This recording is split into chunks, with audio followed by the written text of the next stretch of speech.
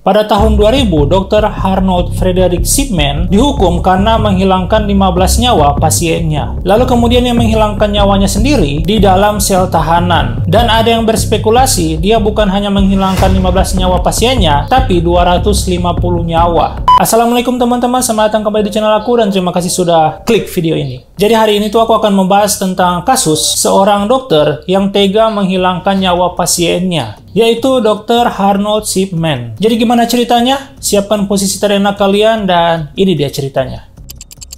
Yang kita tahu, dokter itu seharusnya membantu orang-orang saat mereka dalam kondisi rentan. Namun berbeda dengan Dr. Arnold Shipman ini. Tidak hanya menggunakan jabatannya untuk mengambil keuntungan dari pasiennya, ia menjadi salah satu pembunuh berantai paling produktif dalam sejarah Inggris. Harold Shipman ini tuh lahir di Nottingham, Inggris pada tahun 1946. Ia ini tuh adalah siswa berprestasi dan unggul dalam bidang olahraga, khususnya itu dalam olahraga rugby. Namun perjalanan hidup Shipman ini itu berubah saat ia berusia 17 tahun. Tahun itu ibunya Vera yang sangat dekat dengan si Shipman ini didiagnosis menderita kanker paru-paru, guys. Saat ibunya itu terbaring di rumah sakit, Shipman ini tuh mengamati dengan seksama bagaimana dokter meringankan penderitaan ibunya dengan memberikan morfin kepada ibunya ini. Nah, para ahli itu kemudian berspekulasi bahwa momen inilah yang mengilhami pembunuhan sadis si Shipman ini. Setelah kematian ibunya, Shipman ini menikahi Primrose Mary Oxtoby saat belajar di kedokteran di sekolah kedokteran Universitas Leeds. Nah, pasangan itu memiliki 4 orang anak, dan Shipman ini tuh terlihat kalau di luar tampak seperti orang normal saja, kayak bapak-bapak baik-baik gitu loh. Padahal kita tidak tahu bahwa dia ini tuh adalah psikopat. Nah, ia lulus pada tahun 1970 dan memulai hidup sebagai dokter junior. Tetapi si Shipman ini tuh cepat naik pangkatnya dan menjadi dokter umum di sebuah pusat medis di West Yorkshire. Nah, disinilah pada tahun 1976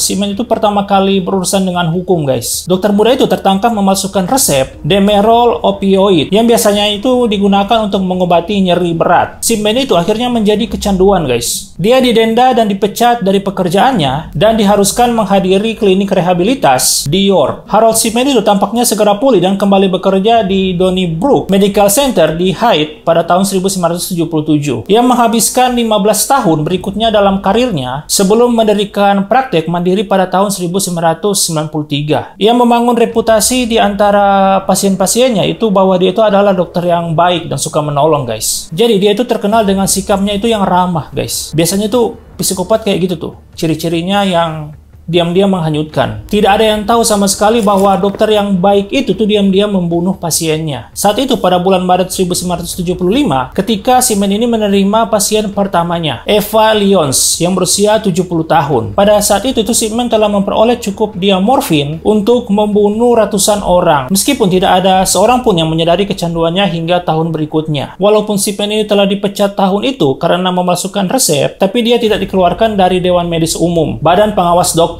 Sebaliknya, ia menerima surat peringatan. Menurut para penyidik, Shipman ini akan berhenti dan memulai kembali aksi pembunuhannya berkali-kali selama puluhan tahun masa terornya. Namun pembunuhannya itu tuh selalu sama. Ia akan menargetkan orang-orang yang rentan, yang bisa dibilang tuh udah mulai tua gitulah. Dengan korban tertuanya itu adalah Anne Cooper yang berusia 93 tahun. Itu udah tua banget sih. Dan korban termudanya itu adalah Peter Lewis yang berusia 41 tahun. Kemudian ia akan memberikan dosis mematikan morfin dan menyaksikan mereka mati di sana, guys. Secara keseluruhan ini diyakini bahwa ia membunuh 71 pasien saat bekerja di klinik Donnybrook. Dan sisanya itu saat menjalankan kliniknya sendiri. Dari korbannya, 171 itu adalah perempuan, guys. Dan 44 itu adalah laki-laki. Namun pada tahun 1998, pengurus pemakaman di komunitas di Hyde ini mulai curiga dengan jumlah pasien Shipman yang meninggal, yang bisa dibilang nggak wajar.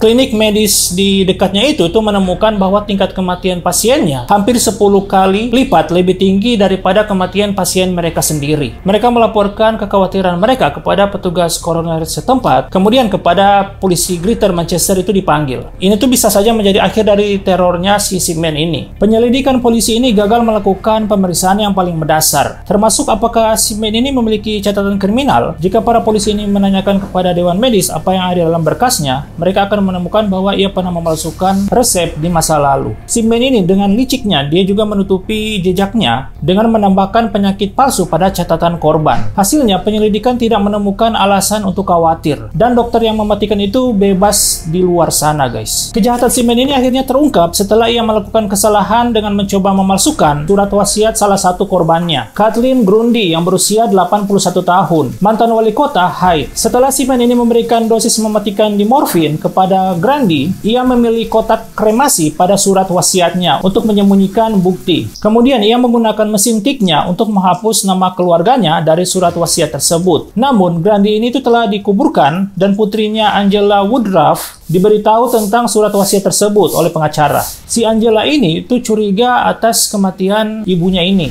Dia curiga bahwa ada tindak kejahatan dan dia langsung melapor ke pihak kepolisian. Dia mengatakan bahwa dokumen-dokumen tersebut itu sungguh tidak masuk akal, guys. Jasad Grundy ini kemudian digali lagi pada bulan Agustus tahun 1998 dan akhirnya dia morfin itu ditemukan di jaringan ototnya. Kemudian si Shipman ini, dokter pembunuh berantai ini, ditangkap pada tanggal 7 September tahun itu. Selama 2 bulan berikutnya, jasad 11 korban lainnya itu digali. Seorang polisi itu juga memeriksa komputer si Shipman ini dan menemukan bahwa ia telah membuat entry palsu untuk mendukung penyebab kematian palsu yang ia berikan pada surat kematian korbannya. Pada saat yang sama itu Shipman ini bersikeras bahwa Grundy itu kecanduan obat-obat seperti morfin atau heroin dan menunjukkan catatannya sebagai bukti. Jadi dia masih ngeles. Namun polisi itu menemukan bahwa Shipman ini telah menulis catatan tersebut di komputernya setelah Grundy ini meninggal. Kemudian polisi ini berhasil memverifikasi 14 kasus lain di mana Shipman ini telah memberikan dosis mematikan dia morfin secara palsu, mencatat kematian pasien dan memalsukan riwayat medis mereka untuk menunjukkan bahwa mereka itu memang akan meninggal. Jadi dia sudah mempersiapkan semuanya. Harold Shipman ini itu selalu menyangkal. Ketika polisi menanyainya atau menunjukkan foto-foto korbannya, ia duduk dengan mata tertutup. Jadi dia nggak mau lihat, menguap dan menolak melihat bukti apapun. Padahal jelas-jelas sudah banyak buktinya, tapi dia masih ngeyel. Polisi hanya dapat mendakwa Shipman ini dengan 15 pembunuhan. Tetapi ini diperkirakan bahwa pembunuhannya itu berkisar antara 250 sampai 450 orang. Nah, pada akhirnya tahun 2000, Shipman dijatuhi hukuman penjara seumur hidup dengan rekomendasi agar ia tidak pernah dibebaskan. Ia akhirnya dipenjara di Manchester, tapi akhirnya itu dikirim di penjara Wakefield di West Yorkshire, tempat dia menghilangkan nyawanya sendiri. Sehari sebelum ulang tahunnya yang ke-58, 13